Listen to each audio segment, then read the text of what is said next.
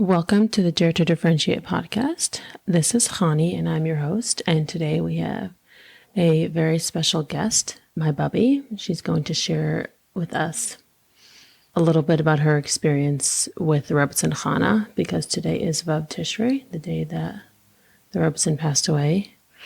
And I feel like this is the perfect way to debut our new mics and share with you a little bit about our family connection.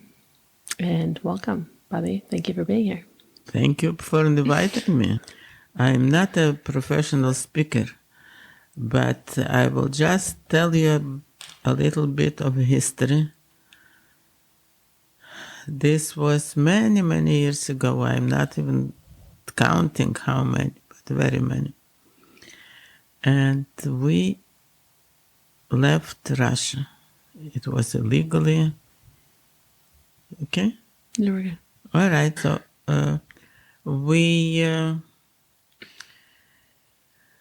Russia was a completely locked-in country, and you couldn't live, and you couldn't come there either.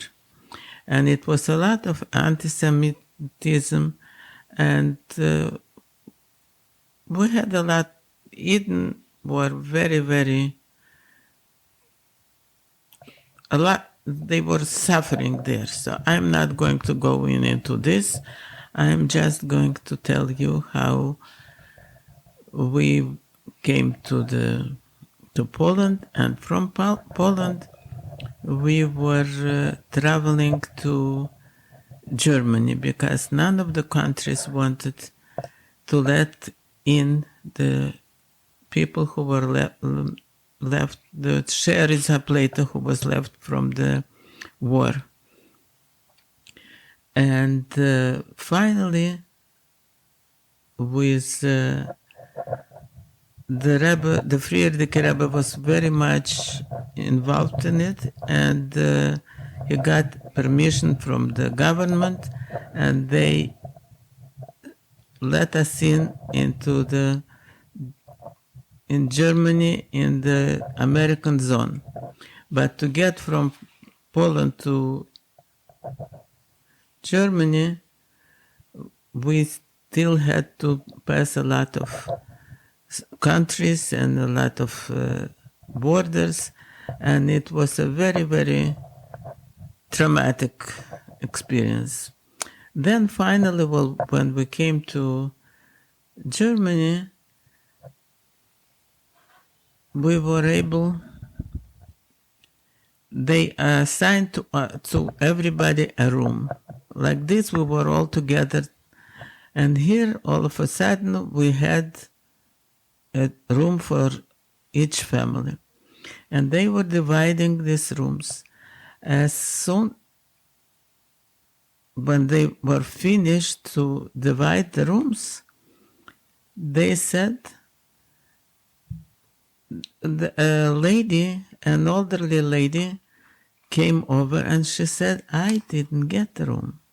And this was, and nobody knew who she was, but my aunt, Musi, she was a very, very special person, and she got a little room for herself because she was all alone, and she got a little room. So she said right away, we'll divide. You'll come to me, and we will be together in this room. And this is how Rebbetzin Chana got herself half of a room with my Aunt Musi. And it was a very, very special experience for her, for my aunt and everything. The Rebbetzin was a very special lady, and even if she was lived through such a terrible life, she was still a very gracious lady and a Rebbetzin. So she wanted to pay back my aunt what she did for her. So my aunt then in Russia, there was no girls weren't learning. It was a very big Mesiras Nefesh for boys to learn. So what they all did, boys were putting on film and all this, and this was always very dangerous. So at least boys, they tried to teach. But girls really didn't have opportunity to learn. My aunt, somehow she could do Ivri a little bit, like she could names. But she didn't know how to write in Yiddish. So Rebbetzin found out that she doesn't know how to write, so she went and she bought a notebook and pens, and she taught her how to write. This is how, what a kind of a person she was. She was like always wanted to give back. So this was during the week, and then Shabbos was coming, and they lived in this tiny little room, and they didn't have anything. There was no dishes, no nothing, no possibility to make Shabbos. So the Rebbetzin said to my aunt, "What will we do Shabbos?" So my aunt said, "You know what, Rebbetzin? My sister, she is a very, very big balaboste, and she has a stove, and she has food, and she has already everything, and she will have Shabbos. We'll go to them for Shabbos." So the Rebbetzin said, "Okay." So my aunt came running right away to our house, and she said that the Rebbetzin she will come with the Rebbetzin to us for Friday night. We were very excited, and we were so honored, and the Rebbetzin will come to us. And as children, we were told that we have to behave because such a special Rebbetzin is coming to us. And the Rebbetzin then was the mechuteneste of the Rebbe. This is what, I mean, later on, she was the mother of the Rebbe.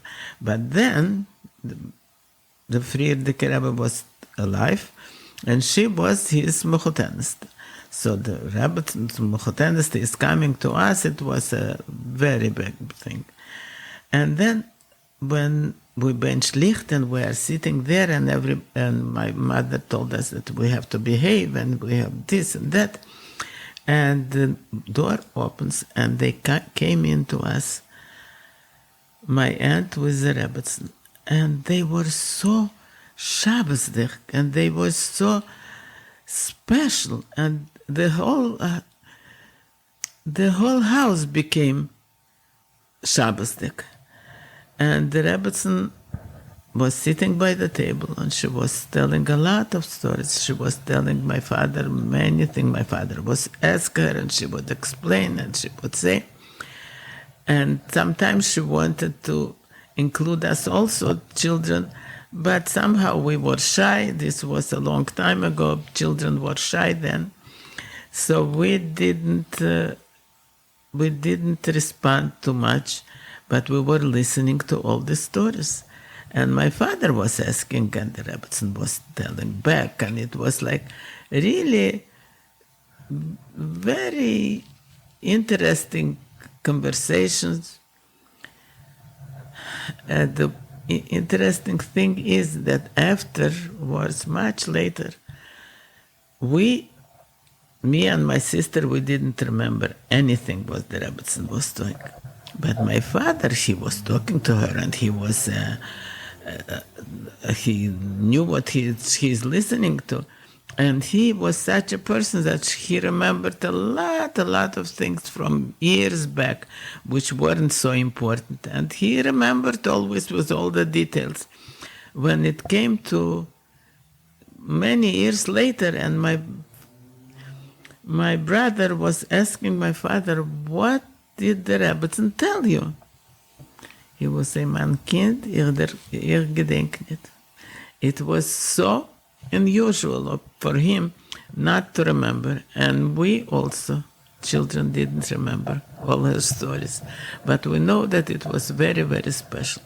And then the Rebbetzin went... Can you clarify for everybody where that was? This was in Germany. The DP camps. In the DP camp, not far from Munich. So this is the first DP camp you were in, or the second? Camp, well, yes, This is the but first we place. were on the way. Okay, this is when we met Rebbetzin. And then the Rebbetzin went to France, and in France the Rebbe met her, and Baruch Hashem, she came to the United States, and there she was the המלך, she was the Rebbetzin, and she was very, very important after so much suffering and being in exile and the death of her husband. And here she was really very, very special. And then it took me, I don't remember exactly, 9 or 10 years, I don't remember exactly how it happened. I have it someplace written down, but I don't, whatever. So I came to the United States. It was just the wedding of Rabbi and Leah Kahan. We were friends, our families were friends, and I came to the wedding, and I wanted to go and visit the Rebbetzin. And Leah's mother, Rebbetzin Butman, told me, you should be very careful. You shouldn't address the Rebbetzin like we were addressing her in Russia.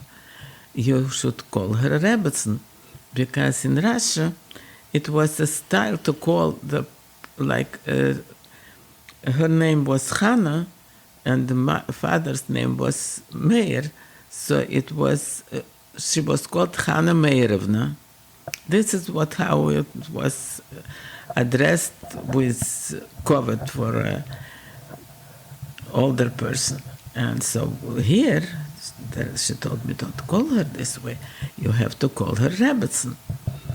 And I came to the Rebbetzin, and the Rebbetzin was very, very happy to see me. And she was so nice, and she didn't know what to do. And she was asking all the details, how is my parents, and how is this, and how is that, and what I'm doing. She was so concerned. It was unbelievable. And then, I'm repeating and then too many times. It's strange to talk in the mic. Yeah. All right. And then, so I lived here, and then I got engaged and got married. The Rebbetzin didn't come to my wedding because it was too much for her, and the Rebbe told her not to go to weddings anymore. She was by Mrs. Kahan's wedding, but she didn't come to my wedding. And since then, she didn't come to weddings altogether. But we went to her before the wedding, and we came to her after the wedding, and she was interested in everything, how everything was, and she had to know what kind of a dress, and she was very, very close to us, and she was very interested to know how we are settling in. And then, as years were going on, I was visiting the Rebbetzin quite often, and the Rebbetzin was getting older, and she needed some little help, like she wanted to get certain things that she couldn't get here in Crown Heights, like warmer underwear, and what was only you could get it in Bloomingdale's. And somehow we got into the habit of being close, and whatever she needed, the Rebbetzin, she would ask us. So it was myself and my cousin, Rebbe Teleshevsky, that were always, there was other people maybe also involved, but we were the one that the Rebbetzin would ask us if she wanted something, and then we would go and get it and get a few more, and she would choose, and we would take it back, and this is how it was going on. this was like years later, the Rebbetzin got older, and she was complaining to me that she is cold, and she would love a sleeveless sweater because she doesn't like a sweater with sleeves. And then it wasn't in style, so you couldn't buy a sleeveless sweater in the whole United States. So I told the Rebbetzin, Rebbetzin, I will make you one. I will knit for you a sweater because I used to knit for my children, and I would bring it to show to the Rebbetzin, and the Rebbetzin was always said, it's so nice. And so she says, yes, you will really do it. I said, sure, it would be such a covet for me. And I went and I brought to the Rebbetzin a few colors and a few quality thin or whatever. The Rebbetzin was very interested in everything and like everything mannered. Here the Rebbetzin is such a important personality. She is the mother of the Rebbe. The Rebbe is coming to her and visiting her, and she is such a intelligent, special lady, and here she has to choose which color and which wool she would like for her. So like everything was important. This is what I'm saying, telling you this, that you think, important people don't care exactly what kind of color and what kind of wool. But the Rebbetzin chose then whatever she liked, and I went and I bought it and I made it for her very, very quick. Because I was younger then and things went by me much quicker. So the Rebbetzin liked it very much.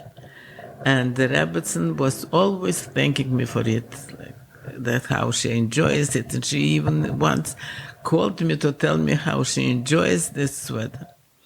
And then all of a sudden I come to the Rebbetzin, and the Rebbetzin is so upset. What happened? This lady who lived with the Rebbetzin was helping her. She washed the sweater in hot water, in warm water, and it shrunk. Those days, this is how it worked. Nowadays, things are pre-shrunk, but then this is what happened, and she was very upset. And I said right away, I don't know how it came to me right away, and I said, Rebbetzin, I'll make you another one. We know exactly what you like, and I'll make you another one. And this is what I did. I went and I bought wool, and I made for the Rebbetzin a new one, and the Rebbetzin was very happy. And the Rebbetzin insisted that that I made her this, so she wants to give me a present. So she wanted me to buy a camera, then they were different than now, to send pictures from the children to my parents, that I should have my own. Then it wasn't so popular, but this is how she wanted to thank me. Your parents were still in France? Yes. What else did I want to say about the Rebbe's? But I wanted to tell you before that the Rebbetzin was very thankful to my parents, so to my wedding she couldn't go. But then it was my sister's wedding in a 2 years. And my parents were able to come to the wedding. And the wedding was before Pesach in Yud Aleph Nisan. The Rebbetzin didn't come to the wedding, so the Rebbetzin invited us all to come to her Chalameid Pesach. So Chalameid Pesach, she made for us such a, we call it Ufname in Yiddish. And it was myself and my husband and my sister and her husband and my parents. And the Rebbetzin was so happy that she is hosting us. And she was very, very, it was a very special occasion. The Rebbetzin was very, very special. And this was also fun, the thing that my sister was always telling about. When we were in Germany, and the Rebbetzin heard a song, a Hebrew song, and she asked her to sing it because children was singing this song on the street when she was walking. So she wanted my sister to sing this song. And my sister was shy because children were shy those days. So she didn't sing. So now, when we were by the Rebbetzin, and my father was telling the Rebbetzin that my brother, he has a good voice, and he sings Chassidish Nigun very nicely. So the Rebbe asked him to sing, and he, why not, boy? So he sang her this Nigun. And the Rebbe gave such a look at my sister, like with a smile, like you didn't want to sing, and he is singing. Like she was like so. She was such an intelligent person and such a special person, and she had such a learned and famous husband, and then the Rebbe. And she still was very nice with children, with anybody who was by her. So this is how we had a very nice visit then by the Rebbetzin. And then some times went by, and it was Vov Tishrei, and my daughter Hani was born right away at night after the Levaya. And so my husband went to the Rebbe's davening while the Rebbe was sitting Shiva in the Rebbe's apartment. So he went there for Shachris, and he told them that a little girl was born to him, and the Rebbe said to name her Chana. And after, so she was the first Chana. How do we know that she was first and nobody else before? Because first of all, Monday, but it could be the same at least. Because right after Shiva, the Rebbe sent in $63 for her education, and then the first Yichidas we went after, it was Hanukkah. Then there was a lot of, when she was, her birthday, when she was a year old, so then there was a lot of Orchim, so local people didn't get Yichidas. After we first got Yichidas on Hanukkah. So when we went into the Rebbe for Yichidas, and my husband gave them the note of everybody's names and who, whatever, and the Rebbe read it, and the Rebbe said, "Hast du mir nicht gegeben Wissen in Tag von Jahrzeit?" So the Rebbe acknowledged that we should know that she is the first name and very important. And then, because it was Hanukkah, we were there with our whole family, and the Rebbe was giving Hanukkah geld to the children. So he opened up one drawer and gave everybody $1, and I have twins, 2 boys, so they got 50 cents each. And then the Rebbe opened up another drawer, and he took us $10 and gave it to Hani.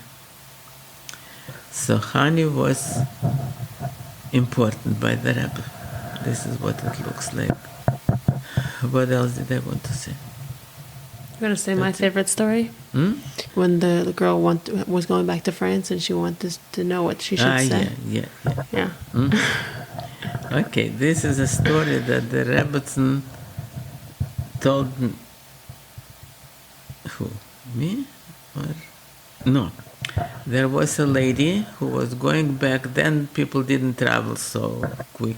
She was here visiting her daughter, and then she was going back to France. And she was one that would arrange Mulava Malkis for ladies. So she asked the Rebbetzin was for a giris, what kind of Regards should I give to my ladies that come to her? So the Rebbetzin told her, tell them, I was at the Farbrengen. It was a Farbrengen, the Rebbe was Farbrengen, the Rebbetzin was standing there. And people who didn't know that can't picture it, but it was like, people were standing on benches, on whatever, like. So the Rebbetzin was standing on the floor first, or sitting maybe. And there is two Israeli girls next to her, and one tells the other one, let's go already, it is already late, and we can't hear anything, and we can't see anything. And the other girl answered her, I can't see, and I can't hear, and I can't live. So the Rebbetzin liked it very much, and that's what she said, that by the Rebbe we can't hear and we can't see and we can't live. And this is the main thing, the same thing now. We can't hear and we can't see, but we know the Rebbe is here and he is taking care of us. Okay? I was looking now for my pad and I couldn't find it. Your pad of all the stories? Yeah. I could tell you a story with my uncle. Mm-hmm.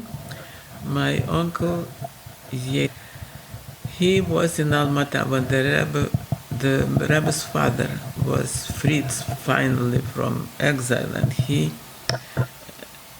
came, with a lot of Mesiras Nefesh, with a lot of work from a few people, with money, paying every official.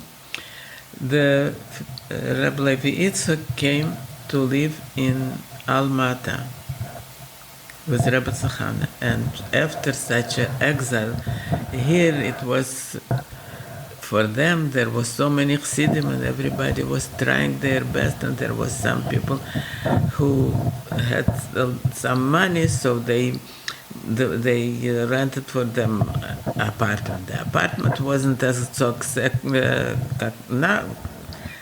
We can't imagine those apartments, but there was an apartment, and the Rebbe Levi Yitzchak was already very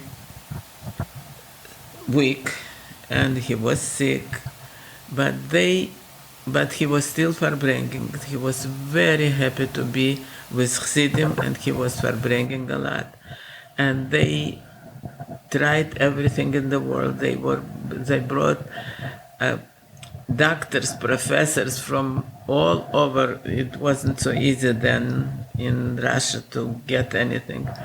And they did, and they tried everything. And the Rebbe's father was very sick, and he passed. But while the Rebbe's father was there, so everybody was coming. It was very dangerous to be connected, to a Schneerson, to anything religious was very, very dangerous, but nobody cared about it, and people were coming. A lot of Chassidim was coming, and the Rebbe's father was farbringing, and it was very special time. And then the Rebbe's father passed away, and the Rebbetzin was left all alone. But still, she was still a dangerous person to be seen with, to be associated with, to have anything to do with. So the Rebbe Levi Yitzchak, for him, everybody was coming, and for her, people were afraid, and she was left all alone with nobody around.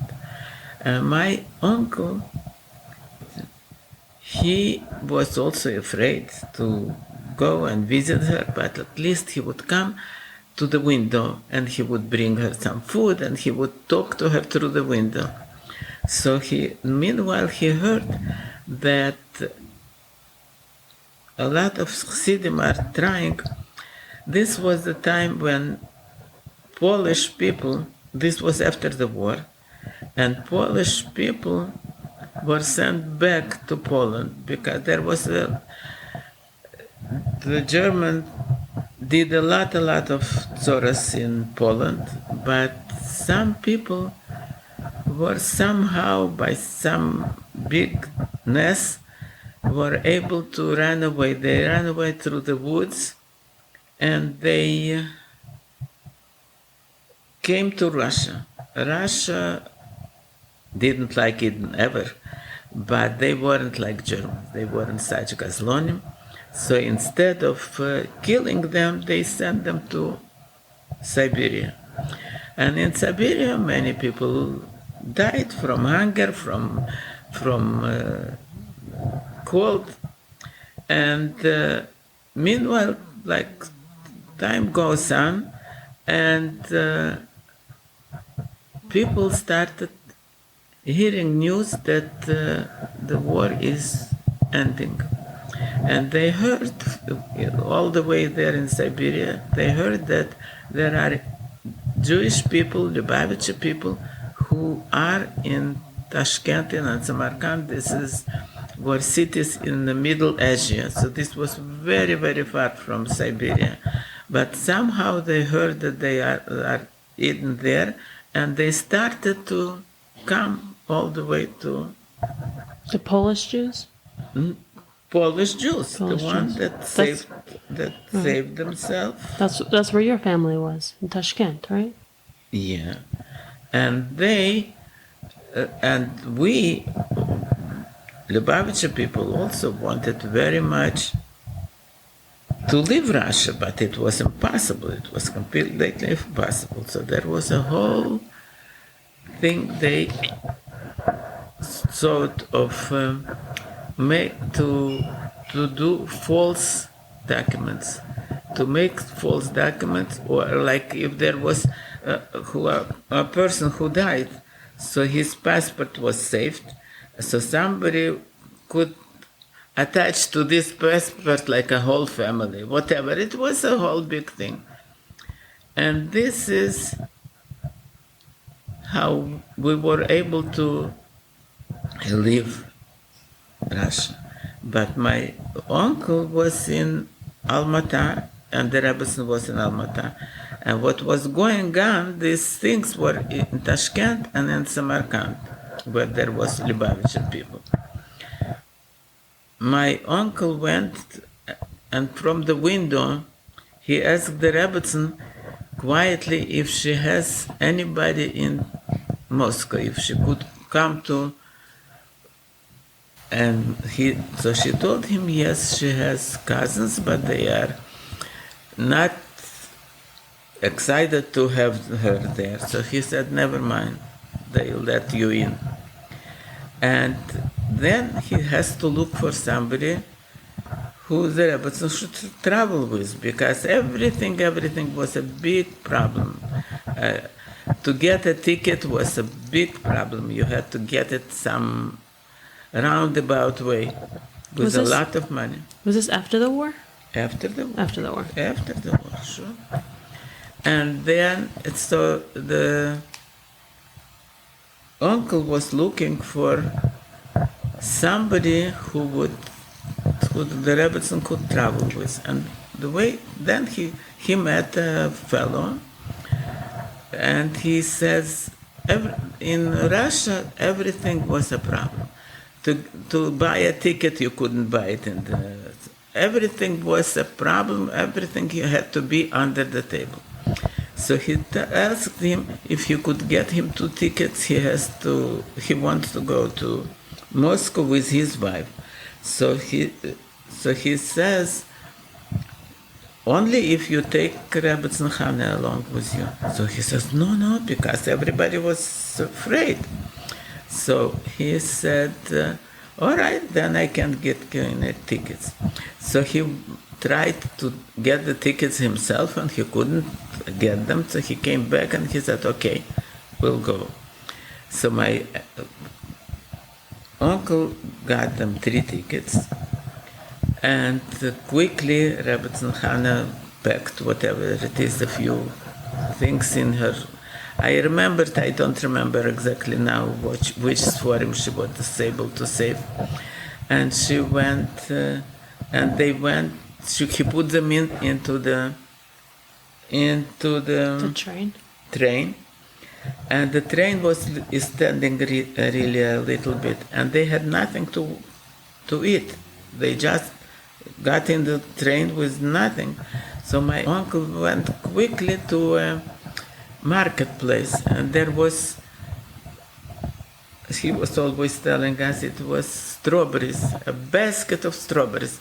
So he bought this strawberries basket, and he was running quickly to the train, and the train was already moving, but he was able through the window to throw in the strawberries, and they were very thankful to him because it kept them up till they came to. Went to also with other people who did it for her. She came to Lemberg, which was the city from where the trains were to Poland. And then we met the Rebbetzin later on. So you left your family after the war? After the From Tashkent? Yeah. But you're already like a teenager then. You were older, right? I was 11. 11? Mm-hmm. In the DP camps? DP camps, I was 12. You were 12, 13. And then is that where Beis Rivka started? Yeah. But you were of the older group of girls? Yes. No, there was a few that were 15 that started in Poking. In Poking. Near München. And you had a tutor? In Russia. In Russia, yes. Yeah. In Russia we had a teacher. We were a few girls, and we had a teacher, Mlamed, that was teaching us Chumash and whatever he was teaching us, Hebrew and writing. So there was Mlamed by us, and then we had a lady teacher who she was working in schools. She was teaching, and after school she would come to us and teach us. And this is how we were, because you had to go to school. Mm-hmm. So this is how my mother managed to have us inscribed in school, and we were learning at home, and then she would take out for marks, she would take our papers to school to mark them. And my mother used to had a connection with the director of the school, so this is how she was bringing her matonas, which was illegal, and this is how we were able to not to go to school, because it was it was obligatory, and it was very, very dangerous. In Tashkent it was less than it used to be in the big cities, in Moscow and in Leningrad. But and this was the time of the war, so it was also a little bit easier. Mm-hmm. For money you could. So this is how. Was Rebbetzin Chana involved in the community once she came here? Yes, she was. I mean, she was. Rebbetzin Chana didn't run around Kingston Avenue. She would go out for a walk, and then when she met people, she would always very concerned and asking about things. And this is also, I always tell this. Once the Rebbetzin was on Kingston Avenue. Just she went out for a little walk, and she was a Kingston president. And I was going someplace with my children in the carriage, who was there, whatever. And I stopped to say hello to the Rebbetzin. The Rebbetzin was talking to me, and this was, if I'm not mistaken, I think it was Yontif time. It was Tishrei. So there was extra people here. It wasn't like it's now, but then people started coming to visit the Rebbe. And I was standing with the Rebbetzin Chana talking, and the Rebbetzin looked like this across the street, and there was a few young people passing by. And one couple and then another couple, a few people were passing by. And the Rebbetzin looked at them like this, and she tells me, there was young couples passing by. So she said, they are happy, my son's couples. So the Rebbe gave them a bracha for them, and the Rebbe was Musada Gushan then. So the Rebbetzin considered us, all of us, like her son's couple. So we are her grandchildren. This is how she considered us, and this is how she treated us all. She was always very interested in everything, whatever was done. She was very proud of Neshei Chabad, and there is a very nice picture of the Rebbetzin when she went to a convention that happened in Manhattan, and the Rebbetzin is sitting there at the head table. And it just happened that my sister then came from France, so she was the representative of the Bnos. So my sister was speaking, and the Rebbetzin looks at her with so much love and with so much pride. And then when she finished, so she says, very good. She says, you wrote it yourself, your speech, or somebody helped you? So my sister wouldn't.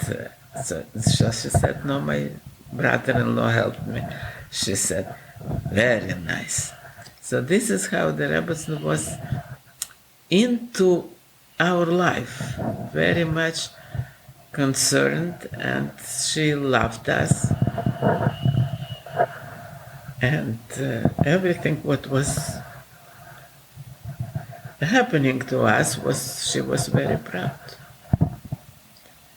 All the Mrem's organizations she was very proud of, and always wanted to have a report about it, always wanted to know all the details, because it was very dear to her.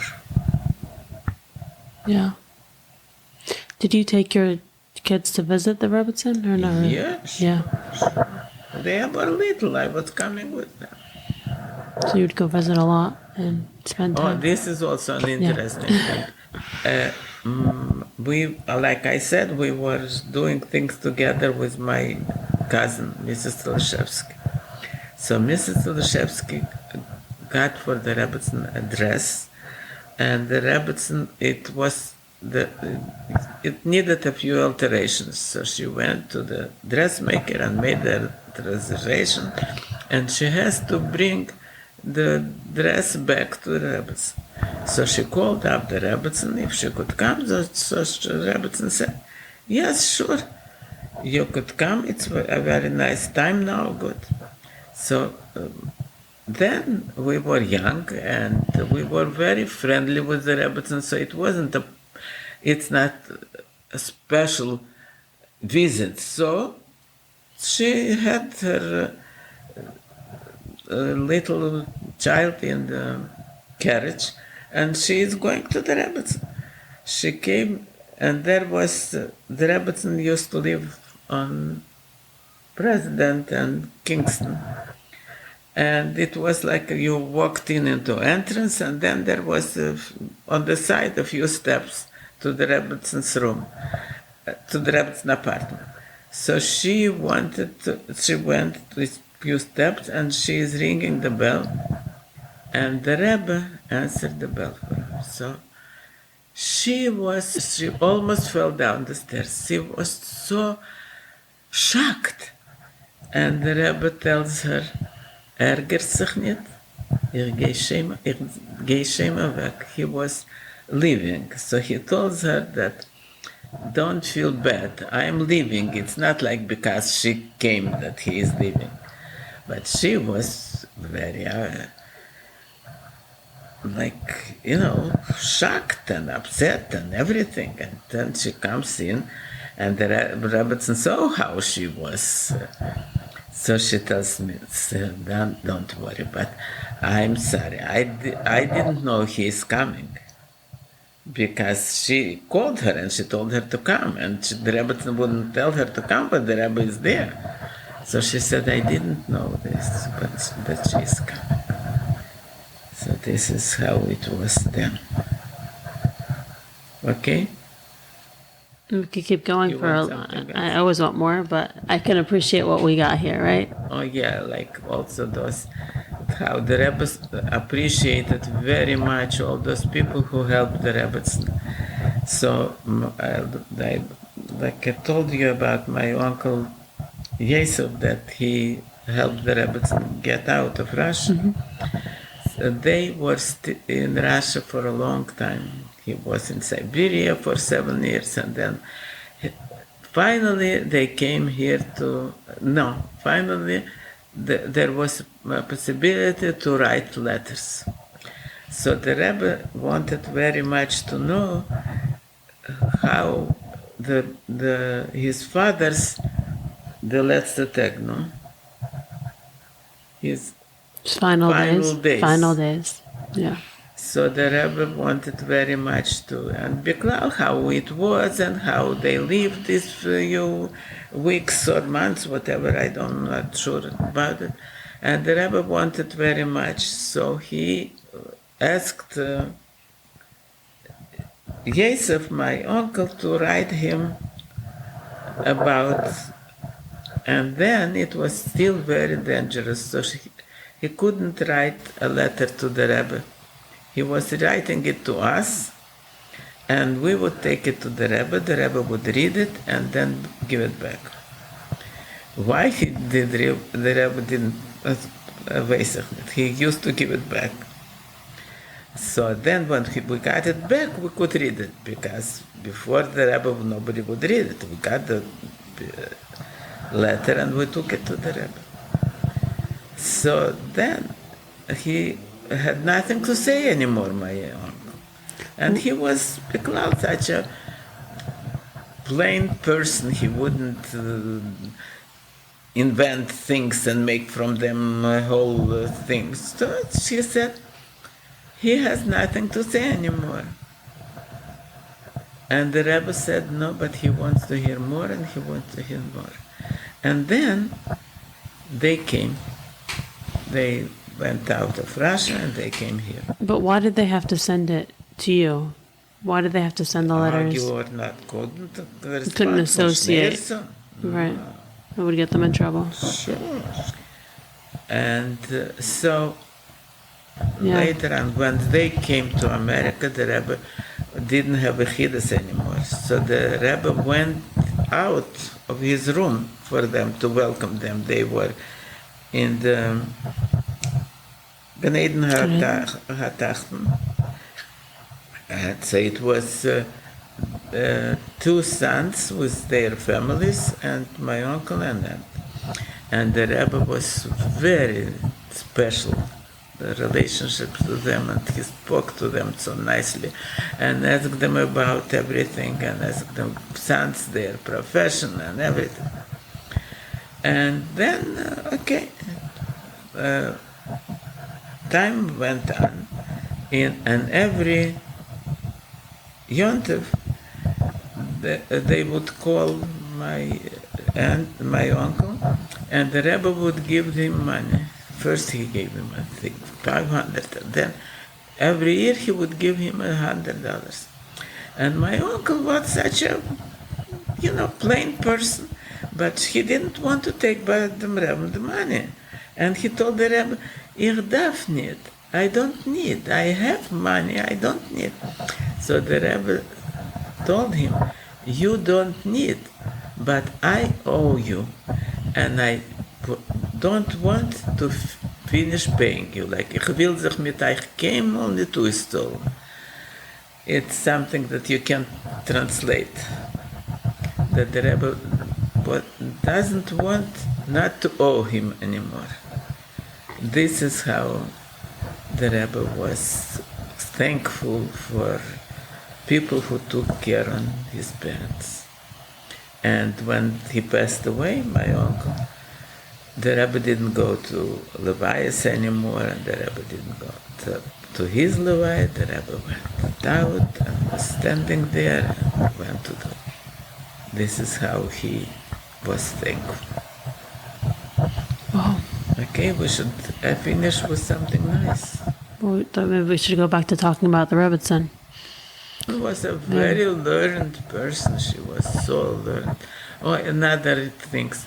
By the table in Germany, when we were sitting Shabbos by the table, and nobody was rushing in, we had to run any place, and we were sitting a long time by the table, and the Rebbetzin was telling such interesting story about her famous father, and her all her ancestors were big rabbeim and big chassidim, and they were all, and there was so many stories, and about stories about her husband. She was telling my father was listening and asking, and like all kind of details, whatever. The Rebbetzin was interacting. It's not that she was sitting and talking. And she was, and there was so many, and there was a few months, and every Shabbos by the table. And we don't remember the stories.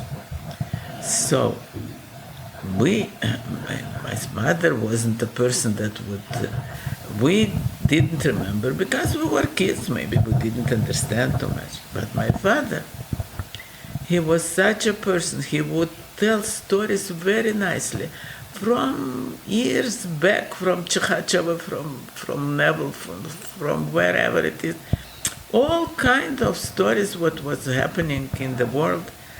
And here he is sitting with the Rebbetzin and talking nicely, not running away from nobody, and asking the Rebbetzin details. And when many years after, when my brother was very much interested in all those things and writing and this and that, what did the Rebbetzin tell you? So my father would say, my kind, ich gedenke. And this was so not a normal thing for him, because he remembered things from 50 years ago, 60 years ago. And here, okay, it was also already many years, but not so much. He didn't remember. So this was something very special. Probably, only for that time. It was special just for that time. Whatever. I see her sitting by this table. I see her saying it. And she was so gracious. She was so nice. She had such a beautiful smile. And I see it. But what? You don't remember. And it's not me, because my sister had a very good memory. She used to remember things since who knows what. Didn't remember anything. Mm-hmm. But my father was talking to the Rebbetzin and asking. They were interacting. It's not like she was sitting like and listening to speeches. He was talking about it. So this probably is also something to note. Something special. Yeah. Something like Rebske Sachen. Would say a very nice chassid, Reb Zalman Duchman.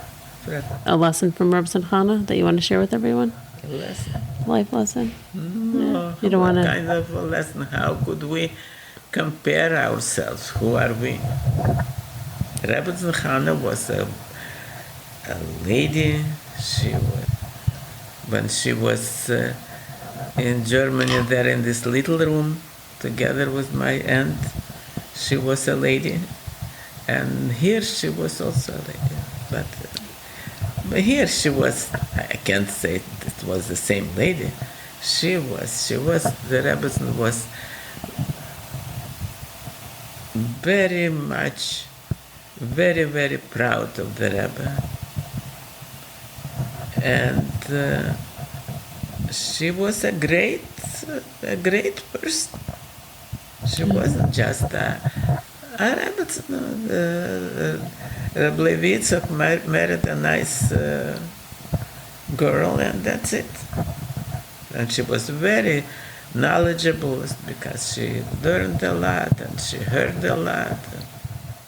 Well, thank you very much for sharing. I'm sorry, I don't have this. Well, we can always come back. We can always revisit. No, but I did have it written down for it, whatever. So when you find it, we can do it again. And everybody should have a beautiful year. And we should have the Geula Shlema Mamash now. Amen.